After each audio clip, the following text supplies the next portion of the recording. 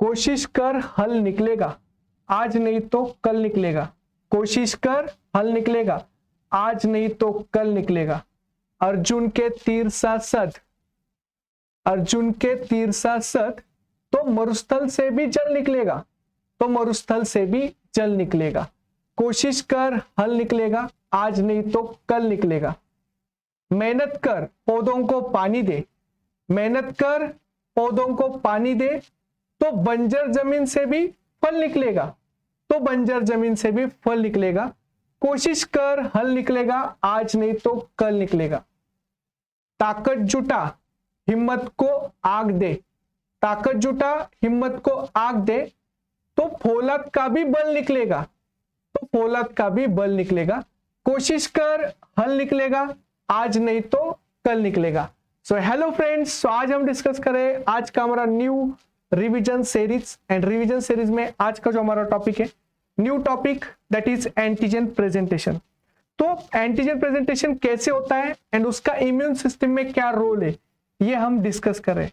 तो देखिए, antigen presentation में सबसे फर्स्ट हमने ये देखा कि जो भी एंटीजन प्रेजेंटिंग सेल्स है, जैसे जनरली 3 सेल्स है जो मेजर रोल प्ले करते हैं, जैसे मैक्रोफाज है या डेंड्रिटिक सेल है या बी सेल है, कि जो टी हेल्पर सेल्स को एंटीजन प्रेजेंट करते। तो टी हेल्पर सेल्स को एंटीजन का प्रेजेंटेशन होता है। एंड ये टी हेल्पर सेल्स को कैसे किया जाता है, तो एमएचसी क्लास 2 से किया जाता है। एमएचसी क्लास 2 के ऊपर एक्सोजीनस एंटीजन को प्रेजेंट किया जाता है। तो आज हम ये डिस्कस करें। तो देखिए, मैक्रोफाज है एंड मैक्रोफाज एंटीजन मतलब जब एंगल्फ करती है, तो जब कभी भी फैगोसाइटोसिस होता है, तो फर्स्ट प्रोसेस यहाँ पे हम देख रहे हैं कि मैक्रोफाज ने कोई एंटीजन को एनकाउंटर किया, उसको फैगोसाइटोसिस किया। जैसे फैगोसाइटोसिस होता है पैथोजन का, या इसी को हम एंटीजन बोलते हैं, उस फैगोसाइटोसिस के बाद इस पैथोजन को हमने फैगोजोम में लिया। तो ये था हमारा फैगोजोम, तो ये फैगोजोम है एंड फैगोजोम को लाइसोजोम के साथ फ्यूज किया, करेक्ट। तो फैगोजोम लाइसोजोम के साथ फ्यूज हुआ, तो यहाँ पे फॉर्मेशन हुआ फैगोलाइसोजोम। अभी देखो, फैगोलाइसोजोम ये जो कंपार्टमेंट है, यहाँ पे एंटीजन का क्या हुआ, तो सबसे पहले एंटीजन को एंगल्फ किया, फिर फैगोजोम लाइसोजोम के साथ फ्यूज किया। फ्यूज करने के बाद एंटीजन का डाइजेशन हुआ, उसका किलिंग हुआ, यहाँ पे एंटीजन का किलिंग हुआ। इसे नॉन स्पेसिफिक किलिंग बोलते हैं एंटीजन का। एंड नॉन स्पेसिफिक किलिंग होने के बाद फिर एंटीजन को डिग्रेड डाइजेस्ट किया गया या उसका डाइजेस्टिव मटेरियल रिलीज हुआ। पर देखो, इसमें से कुछ एंटीजन को अलग किया जाता है, इसको बोलते हैं एंटीजन प्रोसेसिंग। तो एंटीजन प्रोसेसिंग में यहाँ पे कुछ एंटीजेंस 18 to 20 अमीनो एसिड की पेप्टाइड उसको प्रोसेस की जाती है, तो ये एंटीजन प्रोसेसिंग है। देखो, तो प्रोसेस एंटीजन फ्रैगमेंट जो एमएचसी क्लास 2 मॉलिक्यूल्स के ऊपर क्या होगा, प्रेजेंट होगा। तो ये देखो, एंटीजन का रिमेनिंग जो पार्ट था उसको एक्सोसाइटोसिस किया एंड कुछ पेप्टाइड जो है एंटीजन प्रोसेसिंग का, वो हमने एंटीजन प्रोसेसिंग करके उसको एमएचसी प्रोटीन के ऊपर, बट एमएचसी क्लास 2 हम बोलते हैं, तो एमएचसी क्लास 2 के ऊपर हमने प्रेजेंट किया। तो ये है एंटीजन प्रेजेंटेशन। तो एंटीजन पेप्टाइड को हमने प्रेजेंट किया, इस प्रोसेस को हम बोलते हैं एंटीजन प्रेजेंटेशन। तो मैक्रोफाज ने एंटीजन को एंगल्फ किया, उसको किल किया एंड प्रोसेस एंटीजन को प्रेजेंट किया। अभी देखो, प्रोसेस एंटीजन का प्रेजेंटेशन कैसे होता है, ये टाइप 2 मेडिएटेड एंटीजन प्रोसेसिंग है, इसे एक्सोजीनस एंटीजन प्रेजेंटेशन बोलते हैं, जो एमएचसी क्लास 2 मेडिएटेड होता है। अभी एक्सोजीनस एंटीजन प्रेजेंटेशन में सबसे पहले एंटीजन का अपटेक हुआ। तो देखो, एक्स्ट्रा सेलुलर एंटीजन जो है उसका अपटेक किया गया, उस एंटीजन को मतलब फर्स्ट यहाँ पे लाइसोसोमल एंटीजन का डिग्रेडेशन हुआ, तो लाइसोसोमल मेडिएटेड एंटीजन प्रोसेसिंग, कि यहाँ पे लाइसोसोमल मेडिएटेड एंटीजन का प्रोसेसिंग होता है, जिसमें लाइसोसोम से एंटीजन को डिग्रेड किया गया, किल किया गया, एंटीजन के पेप्टाइड सेपरेट किए गए एंड इस एंटीजन पेप्टाइड्स को हमने वेसिकल में, इसे एंडोजोम बोलते हैं, एंडोजोम में ही ट्रांसफर किया। तो सबसे पहले होता है एंटीजन का किलिंग एंड उसके बाद एंटीजन का प्रोसेसिंग। तो प्रोसेसिंग में यहाँ पे कुछ उस एंटीजन के पार्ट को, सरफेस के पार्ट को, 18 to 20 अमीनो एसिड के पार्ट को आपने वेसिकल्स में लिया। तो देखो यहाँ पे वेसिकल्स में आपने लिया है, एंडोसोम्स में। देन एंटीजन पेप्टाइड को वैसे एंडोसोम्स में आपने ट्रांसफर किया। तो लाइसोसोम मेडिएटेड पाथ में पहले एंटीजन का अपटेक होगा, अपटेक बाद एंटीजन का प्रोसेसिंग होगा, मतलब किलिंग होने के बाद प्रोसेसिंग होगा, एंड उसको एंडोसोम में एंटीजन पेप्टाइड्स को रखा जाएगा कि जो स्पेसिफिक पेप्टाइड्स है जो एक्सोजिनस एंटीजन के। फिर आपने ईआर के ऊपर, तो ईआर के ऊपर एमएससी क्लास 2 का सिंथेसिस होता है। तो देखो यहाँ पे एमएससी क्लास 2 सिंथेसिस हो रहा है ईआर के ऊपर, ईआर के ऊपर एमएससी क्लास 2 का सिंथेसिस हो रहा है। एमएससी क्लास 2 के ऊपर एक इनवेरिएंट चेन अटैच होती है जो पेप्टाइड बाइंडिंग ग्रुप को ब्लॉक करती है, ताकि पेप्टाइड बाइंडिंग ग्रुप फ्री ना रहे। इसलिए इनवेरिएंट चेन एमएचसी क्लास 2 के ऊपर यहाँ पे एमएचसी के जो पेप्टाइड बाइंडिंग क्लिप है उसको ब्लॉक कर रही है। तो ये इनवेरिएंट चेन यहाँ पे दी हुई है, देखिए ये वाली इनवेरिएंट चेन है। अभी उसके बाद जैसे ही ये जो वेसिकल है ईआर से गोल्गी में जाएगा और गोल्गी से वो वेसिकल्स में जाएंगे, एमएचसी प्लस इनवेरिएंट चेन। जैसे ही वेसिकल्स में जाते तो ये जो एमएचसी वाला वेसिकल है एंड पेप्टाइड एंटीजन वाला वेसिकल है वो फ्यूज होता है एंडोसोम्स में, एंड फ्यूज होने के बाद एचएलए-डीएम क्या करता है, एचएलए-डीएम एलआई का ब्रेक डाउन करता है। तो एलआई ब्रेक होता है तो एंटीजन बाइंडिंग ग्रुप फ्री होता है, एंड यहाँ का जो एंटीजन है, देखो ये वाला एंटीजन यहाँ पे प्रेजेंट हुआ, तो ये आपको यहाँ पे दिख रहा है प्रेजेंटेशन ऑफ एंटीजन। तो ये एंटीजन पेप्टाइड है कि जो प्रेजेंट हुआ। तो देखो antigen peptide on MHC class 2। तो एंडोसोम्स में ही जब एंडोसोम्स एंड जो एमएचसी क्लास 2 का वेसिकल है वो फ्यूज होते तो एंटीजन पेप्टाइड उसको एमएचसी क्लास 2 के पेप्टाइड बाइंडिंग ग्रुप में बाइंड किया जाता है, एंड जो एलआई है उसको ब्रेक किया जाता है। तो एलआई एचएलए-डीएम से ब्रेक होगा एंड देन एंटीजन पेप्टाइड जो वहां पे ट्रांसफर होगा। उसके बाद एमएचसी क्लास 2 के ऊपर जैसे एंटीजन पेप्टाइड आता है तो एंटीजन पेप्टाइड एमएचसी क्लास 2 पे आया तो यहाँ पे एंटीजन का प्रेजेंटेशन हुआ। तो देखो इस एमएचसी क्लास 2 को हमने डिस्प्ले कर दिया सेल सरफेस के ऊपर। तो आप अभी यहाँ पे देखना कि एमएचसी के ऊपर हमने एंटीजन पेप्टाइड को डिस्प्ले कर दिया। अभी डिस्प्ले करने के बाद यहाँ पे ये CD4+ सेल्स को आप प्रेजेंट करते हो एंटीजन। तो ये है एंटीजन पेप्टाइड प्रेजेंटेशन। तो इसे बोलते हैं exogenous antigen presentation. And exogenous antigen में यहाँ पे एमएचसी क्लास 2 के ऊपर पहले से एलआई होती है, बाद में जाके एलआई को ब्रेक किया जाता है, फिर एंटीजन पेप्टाइड को डिस्प्ले किया जाता है, एंड फिर टी हेल्पर सेल्स को उसको प्रेजेंट किया जाता है। तो ये हुआ antigen presentation to the T helper cells. Now अभी इस प्रेजेंटेशन में एक्चुअल में क्या क्या इंटरेक्शंस होती है। अभी एंटीजन प्रेजेंटेशन कैसे होता है ये तो हमने प्रोसेसिंग देखा। तो प्रोसेसिंग लाइसोसोमल मेडिएटेड होता है एक्सोजिनस एंटीजन का, एंड यहाँ पे लाइसोसोम में ही किलिंग होता है एंड एंटीजन प्रोसेसिंग होता है। नाउ उसके बाद जो एंटीजन प्रेजेंटेशन है, तो प्रेजेंटेशन के टाइम पे देखो जब भी कभी ये एंटीजन प्रेजेंटिंग सेल है, दो चीजें याद रखनी है, ये एंटीजन प्रेजेंटिंग सेल है एंड ये CD4+ टी सेल है। तो एंटीजन प्रेजेंटिंग सेल ये उसने क्या किया, बाहर से एंटीजन लिया, इसे बोलते हैं एक्सोजिनस एंटीजन। ये एक्सोजिनस एंटीजन था, तो एक्सोजिनस एंटीजन लिया एंड उस एंटीजन को एंगल्फ किया, इनसाइड लिया, उसकी पेप्टाइड प्रोसेस की एंड इस पेप्टाइड को एमएचसी क्लास 2 के ऊपर प्रेजेंट किया, जैसे अभी हमने डिस्कस किया। एमएचसी क्लास 2 पे प्रेजेंट होता है तो यहाँ पे रिकॉग्नाइज करता है टी सेल रिसेप्टर। तो देखो यहाँ पे टी सेल रिसेप्टर है एंड CD3+, ये दोनों होते हैं क्योंकि टी सेल रिसेप्टर के साथ CD3+ होता है जो को रिसेप्टर का काम करता है, वो प्रेजेंट कर रहा है antigen to the MHC class 2। तो एमएचसी क्लास 2 को प्रेजेंट किया जा रहा है। दूसरा, उस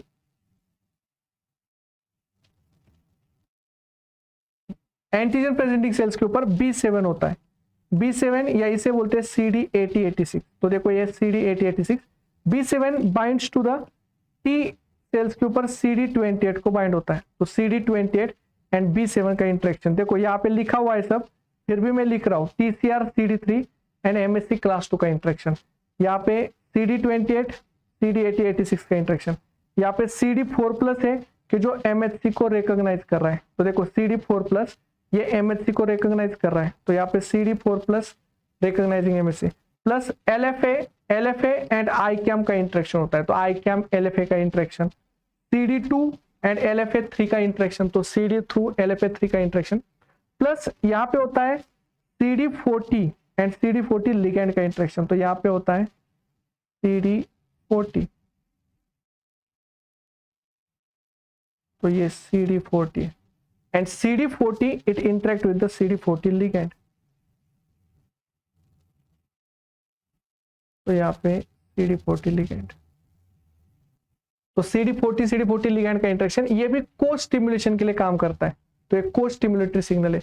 तो यहाँ पे एंटीजन प्रेजेंटेशन हो रहा है, तो ये वाला जिसको हम बोलते हैं कि MHC से एंटीजन प्रेजेंट हो रहा है, तो एंटीजन प्रेजेंटेशन ये यहाँ पे हो रहा है, करेक्ट। CD4 प्लस ये को रिसेप्टर का काम कर रहा है, तो ये को रिसेप्टर है CD4 प्लस की जो MHC को रिकॉग्नाइज करता है। दूसरा ये जो है वो को स्टिमुलेशन का सिग्नल है, तो यहाँ पे ये को स्टिमुलेशन मिल रहा है, तो को stimulation CD40, CD28 and B7 CD80-86 में भी होता है, एंड ये वाला भी जो है वो को स्टिमुलेशन का सिग्नल है, एंड ये दोनों सिग्नल रिक्वायर्ड होते हैं फॉर एंटीजन प्रेजेंटेशन। ये वाला जो को स्टिमुलेशन है this is required for also class switching, ये क्लास स्विचिंग में भी काम करता है।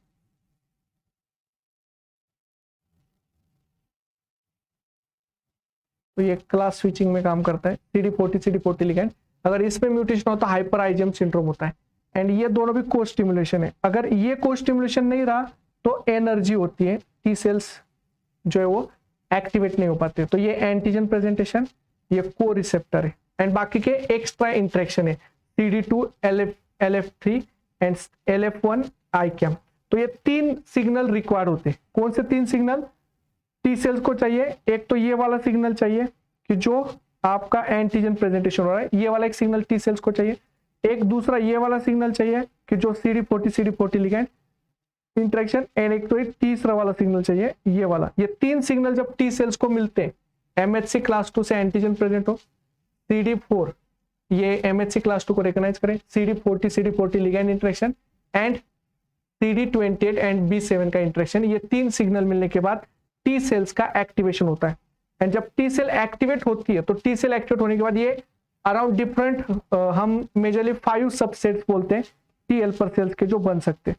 तो ये जो टी हेल्पर सेल्स के सबसेट है, मतलब TH0 डिफरेंशिएट होगी आफ्टर एक्टिवेशन, तो एंटीजन प्रेजेंटेशन के बाद, तो आफ्टर एंटीजन प्रेजेंटेशन ये एक्टिवेट होगी, एंड एक्टिवेट होने के बाद वो डिफरेंट सेल्स में कन्वर्ट होगी। अब ये सेल्स कौन से बनेंगे?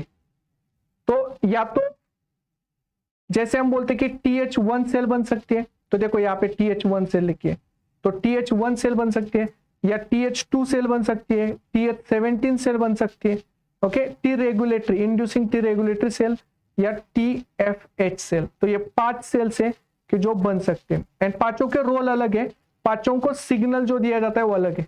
जैसे अगर आफ्टर एंटीजन एंड प्रेजेंटेशन अगर इंटरलुकिन 2 एंड TGF बीटा का सिग्नल मिलता है, ये पोलराइजिंग साइटोकाइन से इंटरलुकिन 2 TGF बीटा का मिलता है, तो टी रेगुलेटरी सेल बनेगी, एंड टी रेगुलेटरी सेल्स कौन से सिग्नल्स को रिलीज करेगी, कौन से साइटोकाइंस को रिलीज करेगी? तो इंटरलुकिन 10 एंड TGF बीटा, ये दो साइटोकाइन रिलीज करेगी, इंटरलुकिन 10 TGF बीटा। इंटरलुकिन 10 TGF बीटा जहां पे भी रिलीज होता है वहां पे सप्रेशन होता है इम्यून रिस्पॉन्स का, तो regulation suppression of immune and inflammatory response. तो इंटरलुकिन 10 एंड TGF बीटा प्रेजेंट है तो सप्रेशन होगा इम्यून रिस्पॉन्स का, तो ये इफेक्टर साइटोकाइन से, okay, and this is the master transcriptional regulator and effector response. तो टी रेगुलेटरी सेल सप्रेशन में काम करते हैं, तो उसके लिए रिक्वायरमेंट क्या है कि टी रेगुलेटरी सेल्स का फॉर्मेशन हो, एंड वो फॉर्मेशन इंटरलुकिन 2 TGF बीटा से होगा, एंड उसके बाद वो इंटरलुकिन 10 TGF बीटा रिलीज करेगी एंड वो सप्रेस कर देगी इम्यून रिस्पॉन्स को।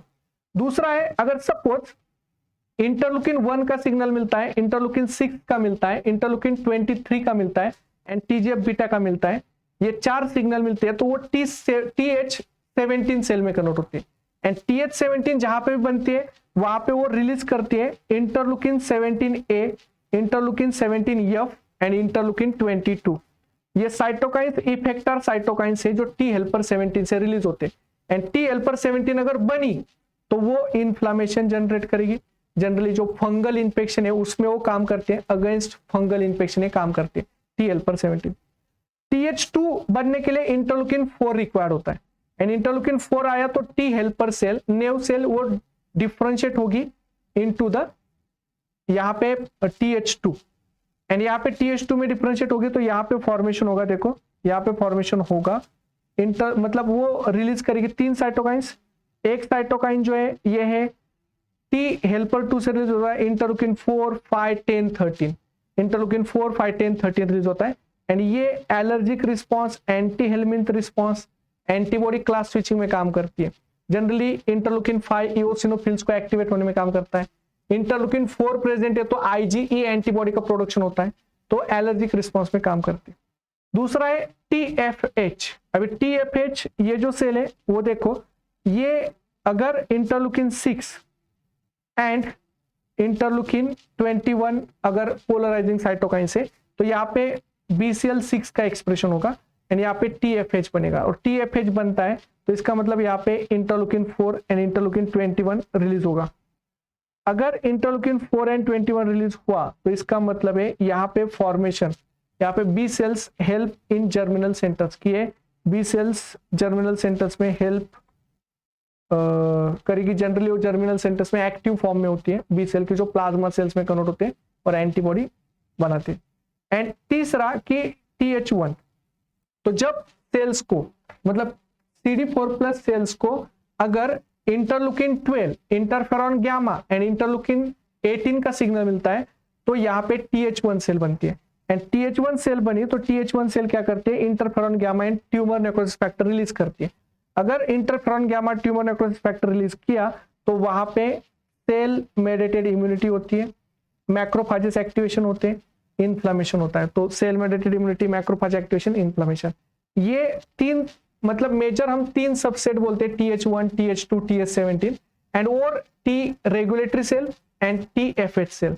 ये 5 सेल डिफरेंशिएट हो सकते हैं, मतलब नेव सेल अगर डिफरेंशिएट होगी तो ये नेव सेल डिफरेंट टाइप के सेल्स में कन्वर्ट होती है, जिसमें TH1 आता है, TH2 आता है, TH17 आता है एंड T रेगुलेटरी सेल आता है एंड TFH सेल आता है। तो बस आपको ये याद रखना है। तो देखो यहाँ पे उन्होंने ये भी बोला है कि जीन कौन से एक्सप्रेस होते हैं, जैसे अगर इंटरलुकिन 2 एंड TJ बीटा का सिग्नल है तो FOXP3 रिलीज होगा, जीन एक्सप्रेस होगा, एंड FOXP3 जहां पे एक्सप्रेस होता है वहां पे टी रेगुलेटरी सेल बनती है। अगर इंटरलुकिन 1, 6, 23 TGF बीटा है तो यहाँ पे ROR गामा जीन एक्सप्रेस होता है तो वो टी हेल्पर 17 बनती है। अगर इंटरलुकिन 4 है तो गाटा3 एक्सप्रेस होता है, TH2 सेल बनती है। अगर इंटरलुकिन 6, इंटरलुकिन 21 एक्सप्रेस होता है तो BCL6 एक्सप्रेस होता है, and interleukin 12 interferon gamma and interleukin 18 express होता है तो टी बेट एक्सप्रेस होता है। तो ये अलग अलग जीन एक्सप्रेस हो रहे हैं, इसलिए टी हेल्पर अलग अलग सेल्स में डिफरेंशिएट हो रही है। अब ये हुआ कि आफ्टर एंटीजन प्रेजेंटेशन, कि जब एंटीजन प्रेजेंटेशन हुआ उस एंटीजन प्रेजेंटेशन के बाद टी हेल्पर सेल्स का एक्टिवेशन हुआ and T helper cell differentiate हुई। ओके, तो जो ये टी हेल्पर सेल है ये डिफरेंशिएट हो गई। अभी ये टी हेल्पर सेल्स कौन से साइटोकाइंस, पोलराइजिंग साइटोकाइंस लगते हैं एंड वो कौन से सेल साइटोकाइंस रिलीज करते हैं, उनका इफेक्टर फंक्शन क्या है वो देखो। जैसे TH1 सेल्स को पोलराइजिंग जो साइटोकाइंस रिक्वायर्ड होते हैं, तो polarizing cytokines they are required, that is interleukin 12, interferon gamma 18, जिससे वो डिफरेंशिएट होगी, टी बेट उसमें एक्सप्रेस होगा, एंड जैसे टी बेट एक्सप्रेस होगा वो interferon gamma tumour necrosis factor release करेगी, क्योंकि TH1 बनेगी, इंटरफेरॉन गामा TH1 रिलीज होगा, एंड ये enhance APC activity, enhance T cytotoxic activation, protect against intracellular pathogen, intracellular pathogen के अगेंस्ट प्रोटेक्ट करेगी, as well involve in delayed type hypersensitive response. तो ये responses है जो आपको इसमें देखने को मिलते हैं। दूसरा है TH2 का पोलराइजिंग साइटोकाइंस इंटरलुकिन 4 है एंड इसमें एक्सप्रेस होता है गाटा3, उसके साथ इफेक्टर साइटोकाइन जो है वो इंटरलुकिन 4, 5, 13 है, एंड ये protect against extracellular pathogen, TH2 भी एक्स्ट्रासेलुलर पैथोजन के अगेंस्ट प्रोटेक्ट करते हैं। IG response involve allergic response में काम करते हैं, क्योंकि इंटरलुकिन 4 जहां पे होता है वहां पे IG बनती है, एंड इंटरलुकिन 5 जहां पे होता है वहां पे इओसिनोफिल एक्टिवेशन होता है। तो ये इंटरलुकिन 4, 5, 13, 10, 13 ये TH2 से रिलीज होते हैं। TH17 में TGF बीटा, इंटरलूकिन 6 ये सारे पोलराइजिंग साइटोकाइंस है। उसके बाद यहाँ पे मास्टर जीन जो एक्सप्रेस होता है वो ROR गामा है, एंड ये इंटरलूकिन 17A, इंटरलूकिन 17F एंड इंटरलूकिन 22 रिलीज करते हैं, एंड ये protect against some fungal and bacterial infection. Fungal bacterial infection के अगेंस्ट प्रोटेक्ट करती है। अभी मैंने आपको बोला था TH17 फंगल इन्फेक्शन में काम करते हैं, बैक्टीरियल इन्फेक्शन में काम करते हैं, contribute to the inflammation and autoimmunity as well as. उसके बाद जो टी रेगुलेटरी सेल है, ये TGF बीटा इंटरलूकिन 2 से एक्टिवेट होती है, उसमें FOXP3 एक्सप्रेस होता है, एंड वो इंटरलूकिन 10 एंड TGF बीटा रिलीज करती है एंड इनहिबिट इन्फ्लामेशन, ये इन्फ्लामेशन को रिलीज करते हैं, रेगुलेशन ऑफ इम्यून रिस्पॉन्स में काम करते हैं। TFH ये इंटरलूकिन 6, इंटरलूकिन 22 रिलीज पोलराइजिंग साइटोकाइन से एक्टिवेट होती है, इसमें BCL6 जीन एक्सप्रेस होता है, एंड ये इंटरलूकिन 4, इंटरलूकिन 21 को रिलीज करती है, जिससे यहाँ पे B cells help in follicles and germinal centres. तो ये सारे रोल, इस टेबल को अच्छे से लिख के रखना नोट्स में, क्योंकि बहुत इंपॉर्टेंट है, इसके ऊपर क्वेश्चंस पूछे जाते हैं। तो ये हुआ हमारा एंटीजन प्रेजेंटेशन। तो ये हमने डिस्कस किया एंटीजन प्रेजेंटेशन रोल। अभी देखिए, अभी हम डिस्कस करते हैं कि ये तो हुआ डिफरेंट टी हेल्पर सेल्स कौन से बनते हैं। नाउ अभी हम देखते हैं कि इंपॉर्टेंट एंटीजन प्रेजेंटेशन में और क्या काम करता है। तो देखो, एंटीजन प्रेजेंटिंग सेल 3 टाइप की होती है, जैसे अभी हमने डिस्कस किया। एक होती है डेंड्रिटिक सेल, एक होती है मैक्रोफाज, एक होती है बी सेल। तो ये तीनों सेल्स एंटीजन प्रेजेंटेशन में क्या क्या मैकेनिज्म इन्वॉल्व करते हैं एंड उसके स्पेसिफिक प्रॉपर्टीज क्या है, ये भी आपको आना चाहिए। जैसे एंटीजन अपटेक जो हो रहा है, यहाँ पे एंडोसाइटोसिस होता है, फैगोसाइटोसिस होता है डेंड्रिटिक सेल्स में। एंडोसाइटोसिस भी दिखता है, फैगोसाइटोसिस भी दिखता है। मैक्रोफाजेस में सिर्फ फैगोसाइटोसिस देखने को मिलता है, एंड बी सेल्स जो है रिसेप्टर रिलेटेड एंडोसाइटोसिस करते हैं। दूसरा एक्टिवेशन, एक्टिवेशन में यहाँ पे पैटर्न रिकॉग्निशन रिसेप्टर होते हैं जो डेंड्रिटिक सेल्स यूज करते हैं, टोल लाइक रिसेप्टर हम बोलते हैं, एंड टोल लाइक रिसेप्टर से यहाँ पे वो एंटीजन अपटेक होता है।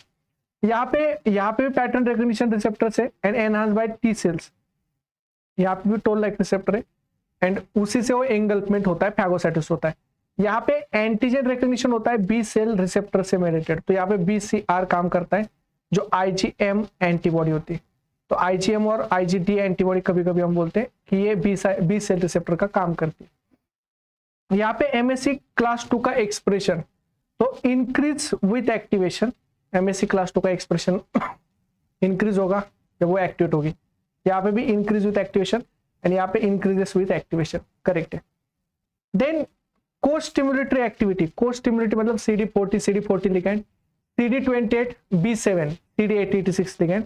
तो ये up regulation of CD8086, up regulation मतलब एक्सप्रेशन बढ़ना, with activation up regulation with CD8086 and up regulation मतलब तीनों भी CD8086 एक्सप्रेशन बढ़ाते, क्योंकि CD8086 ये एंटीजन प्रेजेंटिंग सेल्स के ऊपर होता है।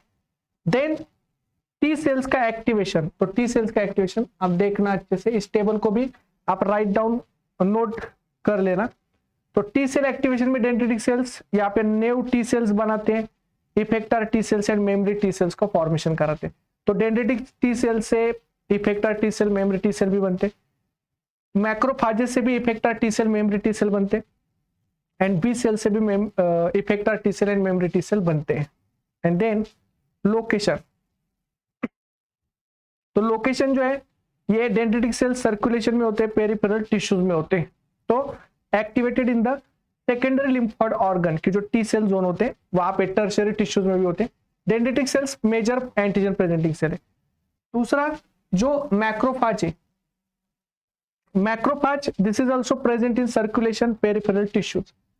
सेकेंडरी लिम्फोइड ऑर्गन्स, तो जो subcapsular cortex of lymphoid है, lymph node, marginal zone of spleen and peripheral tissues में होते हैं। एंड जो बी सेल्स है सर्कुलेशन में सेकेंडरी लिम्फोइड ऑर्गन फॉलिकल्स में होते हैं, and secondary lymphoid organ B cell T cell zone interface germinal centres and marginal zones में होते हैं। तो इस टेबल को भी याद रखना कि एंटीजन प्रेजेंटिंग सेल्स कहाँ पे होते हैं, मतलब मेजर प्रॉपर्टीज हमने जो डिस्कस की दैट इज, एक तो antigen uptake, activation, MHC class 2 का expression, costimulatory signals activation, T cell activation and location. तो ये मेजर प्रॉपर्टीज है कि जो हमने डिस्कस की। एंड आज के टॉपिक में बहुत इंपॉर्टेंट चीजें हमने डिस्कस की कि टी हेल्पर सेल्स का एक्टिवेशन कैसे होता है, एंटीजन प्रेजेंटेशन कैसे होता है। तो ये सारे पॉइंट्स आप नोट डाउन करके रखना, क्योंकि ये एंटीजन प्रेजेंटेशन का कंप्लीट टॉपिक जो हमने आज डिस्कस किया कि कंप्लीट इंपॉर्टेंट है। अब इन क्वेश्चन के आंसर आप मुझे बताना, तो ये क्वेश्चन आप सॉल्व करना एंड इन क्वेश्चन के आंसर आप मुझे कमेंट बॉक्स में बताना। बहुत सिंपल क्वेश्चन है, बहुत अच्छे क्वेश्चन है, सारे 4 मार्क्स के क्वेश्चन है। तो इस क्वेश्चन का आंसर आप मुझे कमेंट बॉक्स में बताना, एज वेल एज इस क्वेश्चन का भी आंसर आप मुझे कमेंट बॉक्स में बताना। ये कंसेप्ट चेक के क्वेश्चन है सारे।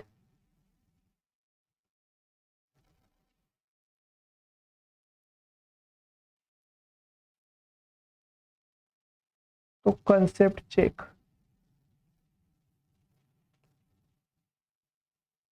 इस क्वेश्चन का आंसर भी आप मुझे बताना। कंसेप्ट चेक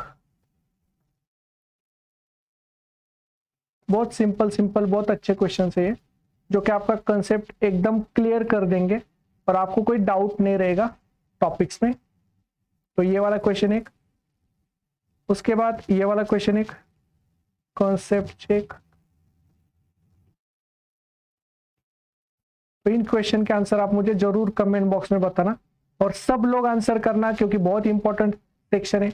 एंटीजन प्रेजेंटेशन है, इंपॉर्टेंट पॉइंट है इम्यून सिस्टम का। तो सारे क्वेश्चन के आंसर मुझे चाहिए और सभी लोगों से चाहिए। आप सब लोगों को क्या ये सीरीज का फायदा हो रहा है, ये भी आप मुझे कमेंट बॉक्स में बताना। एक कंसेप्ट चेक,